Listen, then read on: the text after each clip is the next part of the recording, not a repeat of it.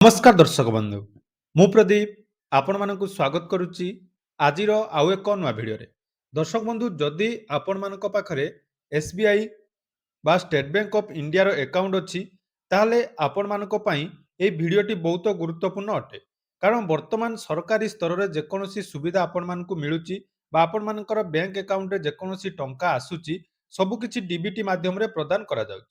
तेणु आमे विभिन्न समय विभिन्न सरकारी योजना पाई आवेदन करचु पिलाठारू बुढ़ा पर्यंत समस्तंकर पीएम किसान सीएम किसान सुभद्रा योजना एमिति कि जो पिला माने स्कॉलरशिप पाई मध्य आवेदन करचंती ता मध्य वर्तमान जाकी डीबीटी मोड रे प्रदान करा जाउची। तेणु आपण मानक पाखरे जदि एसबीआई बा स्टेट बैंक ऑफ इंडिया रो अकाउंट अछि एवं सेही अकाउंट रे वर्तमान आपण मानकर डीबीटी एक्टिव नाही ताले वीडियो को जमारू स्किप न करी प्रथमरु शेष पर्यंत देखंतु किंबा जदि आपण मानकर एसबीआई अकाउंट व्यतीत अन्य कोनोसी बैंक रो अकाउंट अछि एवं सेथिरे मध्य आपण मानकर डीबीटी एक्टिव नाही बा गुटिए बैंक रु आपण माने अन्य एक बैंक को निजर डीबीटी ट्रांसफर करिया पई चाहुचंती ताले आजिर ई भिडियो रे आमे जानिबा केमिति आपण माने निज मोबाइल रे जे कोनोसी बैंक रो अकाउंट रे डीबीटी केमिति एक्टिव करि पारिबे। तो से विषय रे संपूर्ण डिटेल्स आजिर ई भिडियो रे जानिबा। ता पूर्वरु जदि चैनल को प्रथम थर विजिट करचंती वीडियो को लाइक करिवे चैनल को सब्सक्राइब करबा सहित पाखरे थिबा बेल आइकन को क्लिक करी ऑल ले सेट कर देबे।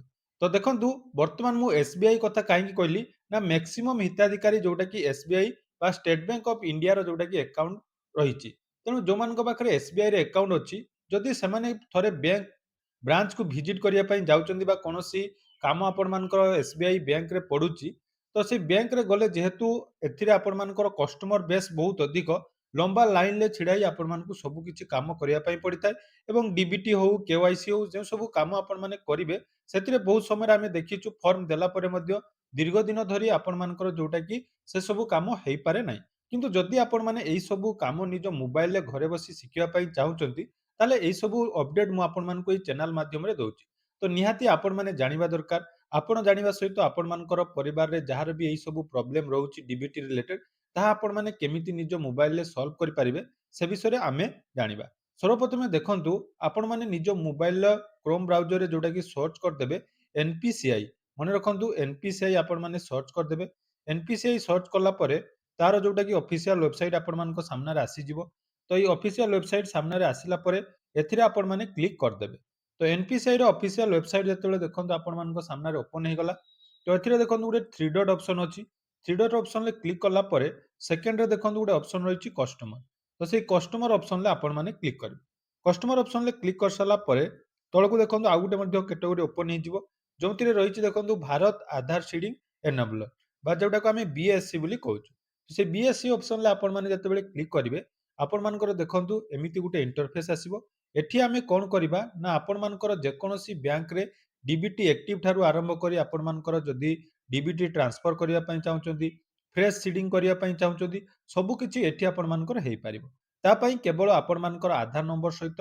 मोबाइल नंबर लिंक थिबा निहाती दरकार एवं जो बैंक रे आपण मानकर डीबीटी एक्टिव अछि बा डीबीटी आपण माने फ्रेश सीडिंग करिया पई चाहुचंती सेही बैंक रो जोटा कि अकाउंट नंबर आपण माने निज पाखरे रखिदिबा दरकार तेणु जदि आपण माने निजर आधार सीडिंग करिया पई चाहुचंती ताले सेकंड ऑप्शन देखंतु गुटे रहिछि आधार सीडिंग डीसीडिंग तो आधार सीडिंग ऑप्शन ले आपण माने क्लिक कर देबे क्लिक करला परे देखंतु आपण मानक सामने रे एमिति इंटरफेस टे आसीबो जोटी देखंतु एठी आपण मानकर गुटे ऑप्शन रहिछि request for Aadhaar seeding deseeding तो सेही ऑप्शन ले आपण माने क्लिक करिवे क्लिक कला परे देखंतु प्रथमे रहिछि आपण मानकर एंटर आधार नंबर ता पूर्वरु आपण माने जानिबा दरकार जे प्रथमे आपण मानकर कोउ बैंक रे डीबीटी एक्टिव अछि जदि कोनोसी बैंक रे आपण मानकर डीबीटी रो स्टेटस चेक करिया पई चाहुचंती ताले आधार मैप स्टेटस ऑप्शन ले क्लिक करी आपण मानकर आधार नंबर देई निज निजर जोटा कि डीबीटी एक्टिव थिबा अकाउंट को मध्य चेक करि पारिबे। एबे आसंतु आमे जदि फ्रेश सीडिंग करिया पई चाहुचु ताले कोउ बैंक रे आपण मानकर फ्रेश सीडिंग करिवे एवं केमिति आपण मानकर एसबीआई रे अकाउंट थिले अन्य एक बैंक रु डीबीटी कैंसिल करी एसबीआई की ट्रांसफर करिवे से विषय रे मध्य मु डिटेल्स कहि दोछि। सर्वप्रथमे देखंतु एठी आपण मानकर आधार नंबर जोटा कि एंटर करिया पई कहूछि तो निजर आधार नंबर एठी एंटर करि नेबे तो आधार नंबर एंटर कर साला परे तळकु टिके स्क्रॉल करिवे एठी देखंतु दुईटा ऑप्शन अछि गोटे रहिछि सीडिंग ऑप्शन गोटे रहिछि डीसीडिंग जदि आपण माने गुटिए बैंक रे आधार सीडिंग को कैंसिल करिया पई चाहुचंती ताले डीसीडिंग ऑप्शन ले क्लिक करिवे एवं फ्रेश जदि सीडिंग करिया पई चाहुचंती ताले सीडिंग ऑप्शन ले क्लिक करिवे जेहेतु हमर नुआ हमें आधार सीडिंग करिवु ताले सीडिंग ऑप्शन ले क्लिक कर देलु तापर देखंतु सिलेक्ट बैंक ବ୍ୟାଙ୍କ ହିସାବରେ ଯଦି ଆମେ ଦେଖିବା ବର୍ତ୍ତମାନ ଅନଲାଇନରେ ସବୁ ବ୍ୟାଙ୍କର ଯୋଉଟା କି ଡିବିଟି ଆକ୍ଟିଭ ପାଇଁ ଆପଣମାନଙ୍କ ସାମ୍ନାରେ ଯାଇକି ଅପସନ ଆସିସାରିଛି। ପୂର୍ବରୁ ଏଥିରେ ବହୁତ ସାରା କମ ଅପସନ ଥିଲା। ଆପଣମାନଙ୍କର ଏୟାରଟେଲ ପେମେଣ୍ଟ ବ୍ୟାଙ୍କଠୁ ଆରମ୍ଭ କରି ଏସବିଆଇ, ପଞ୍ଜାବ ନ୍ୟାସନାଲ ବ୍ୟାଙ୍କ ସବୁ ବ୍ୟାଙ୍କର ଡିବିଟି ଆପଣମାନେ ଏହା ମାଧ୍ୟମରେ କରିପାରିବେ। ତାହେଲେ ଦେଖନ୍ତୁ ଆମର ଷ୍ଟେଟ ବ୍ୟାଙ୍କ ଅଫ ଇଣ୍ଡିଆ ଅପସନରେ ଆମେ କ୍ଲିକ୍ କରିଦେଲୁ। କ୍ଲିକ୍ କଲା ପରେ ଏଠି ଦୁଇ ଦେଖନ୍ତୁ ସିଡିଂ ଟାଇପ ରହିଛି। ସିଡିଂ ଟାଇପରେ ଆପଣମାନଙ୍କର କେତେଟା ଅପସନ ଦେଖନ୍ତୁ ରହିଛି। ଗୋଟିଏ ରହିଛି ଫ୍ରେଶ ସିଡିଂ, ଗୋଟିଏ ରହିଛି ମୁଭମେଣ୍ଟ ଅର୍ଥାତ୍ ସେମ୍ ବ୍ୟାଙ୍କ ୱିଥ୍ ଏନଦର ଆକାଉଣ୍ଟ। ଯଦି ଗୋଟିଏ ବ୍ୟାଙ୍କରେ ଆପଣମାନଙ୍କର ଦୁଇଟା ଆକାଉଣ୍ଟ ଅଛି ତାହେଲେ ସେଇ ବ୍ୟାଙ୍କରେ ଆପଣମାନଙ୍କର ଚେଞ୍ଜ କରିବା ପାଇଁ ଚାହୁଁଛନ୍ତି। ଆଉ ଗୋଟେ ରହିଛି from one bank to other bank. ତ ଆପଣମାନେ ନିଜ ହିସାବରେ ଯୋଉଟା ଚୁଜ୍ କରିବେ। ଯଦି ଆପଣମାନଙ୍କର ଟୋଟାଲି ଡିବିଟି ଆକ୍ଟିଭ ନାହିଁ ତାହେଲେ ଫ୍ରେଶ ସିଡିଂ ଅପସନରେ କ୍ଲିକ୍ କରିଦେବେ। କରିସାରିଲା ପରେ ଦେଖନ୍ତୁ ଏଠି ଆପଣମାନଙ୍କୁ କ'ଣ ମାଗୁଛି, ନିଜର ଆକାଉଣ୍ଟ ନମ୍ବର ଅର୍ଥାତ୍ ଆପଣମାନେ ଯେଉଁ ବ୍ୟାଙ୍କରେ ଆଧାର ସିଡିଂ କରିବେ। ଯେହେତୁ ଆମର ଏସବିଆଇରେ ବର୍ତ୍ତମାନ କରିବାର ଅଛି, ତେଣୁ ଏସବିଆଇ ବା ଷ୍ଟେଟ ବ୍ୟାଙ୍କ ଅଫ ଇଣ୍ଡିଆର ଆକାଉଣ୍ଟ ନମ୍ବର ଆପଣମାନେ ଦେବେ। ଆକାଉଣ୍ଟ ନମ୍ବର ଦେଇସାରିଲା ପରେ କନଫର୍ମ ଆକାଉଣ୍ଟ ନମ୍ବରରେ ଆଉ ଥରେ ମଧ୍ୟ ସେ ଆକାଉଣ୍ଟ ନମ୍ବରକୁ ଟାଇପ୍ କରିବେ। ତ ଦେଖନ୍ତୁ ମୁଁ ମୋର ଆକାଉଣ୍ଟ ନମ୍ବର ଯୋଉଟାକି ଏଠି ଏଣ୍ଟର କରିନେଉଛି। ତ ଆକାଉଣ୍ଟ ନମ୍ବର ଏଣ୍ଟର କରିସାରିଲା ପରେ ଦେଖନ୍ତୁ ଏଠି ଟର୍ମ ଆଣ୍ଡ କଣ୍ଡିସନ ଯୋଉଟାକି ଅଛି ସେ ଅପସନରେ କ୍ଲିକ୍ କରିଦେବେ। କ୍ଲିକ୍ କଲା ପରେ ଦେଖନ୍ତୁ ଏଠି ରହିଛି କ୍ୟାପଚା କୋଡ। ତ କ୍ୟାପଚା କୋଡକୁ ମଧ୍ୟ ଆପଣମାନେ ଏଣ୍ଟର କରିନେବେ। କ୍ୟାପଚା କୋଡ ଏଣ୍ଟର କରିସାରିଲା ପରେ ଦେଖନ୍ତୁ ଏଠି ସବମିଟ୍ ଅପସନ ଅଛି। ସବମିଟ୍ ଅପସନରେ ଆପଣମାନେ କ୍ଲିକ୍ କରିବେ। ଯେତେବେଳେ ସବମିଟ୍ ଅପସନରେ କ୍ଲିକ୍ କରୁଛନ୍ତି ଟର୍ମ ଆଣ୍ଡ କଣ୍ଡିସନର ସବୁ କିଛି ଡିଟେଲ୍ସ ଆଉ ଥରେ ଆପଣମାନେ ଏଠି ଦେଖିପାରିବେ। ତଳକୁ ସ୍କ୍ରୋଲ କରିବେ। ଆପଣମାନଙ୍କର ଯୋଉଟାକି ଆଧାର ରେଜିଷ୍ଟର ମୋବାଇଲ ନମ୍ବରକୁ ବର୍ତ୍ତମାନ ଗୋଟେ ଓଟିପି ଆସିବ। ତ ସେଇ ଓଟିପି ଏଠି ଆପଣମାନଙ୍କୁ ସବମିଟ୍ କରିବା ପାଇଁ ପଡ଼ିବ।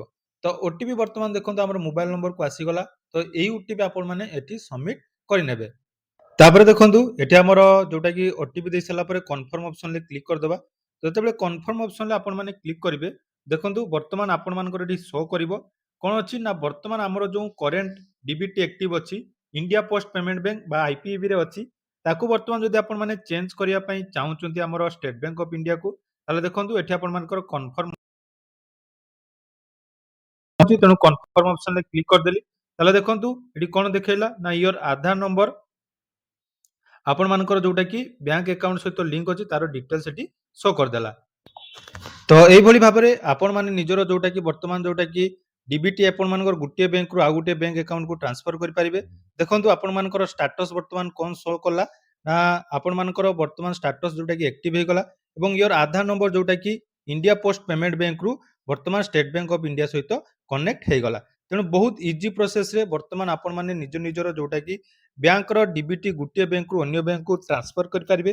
ତ ଯଦି ଆପଣମାନଙ୍କ ପାଖରେ ଏସବିଆଇ ବା ଷ୍ଟେଟ ବ୍ୟାଙ୍କ ଅଫ ଇଣ୍ଡିଆର ଆକାଉଣ୍ଟ ଅଛି ଏବଂ ଆପଣମାନେ ବାରମ୍ବାର ବ୍ରାଞ୍ଚକୁ ଗଲା ପରେ ମଧ୍ୟ ଆପଣମାନଙ୍କର ଡିବିଟି ଆକ୍ଟିଭ ହେଇପାରୁନାହିଁ, ତାହେଲେ ଏହି ପ୍ରୋସେସରେ ନିଜ ମୋବାଇଲରେ ଘରେ ବସି ଯାଇକି ଡିବିଟି ଆକ୍ଟିଭ କରନ୍ତୁ ଏବଂ ସମସ୍ତ ସରକାରୀ ସୁବିଧା ଯାହାକି ଆପଣମାନଙ୍କ ବ୍ୟାଙ୍କ ଆକାଉଣ୍ଟରେ ସହଜରେ ଏବଂ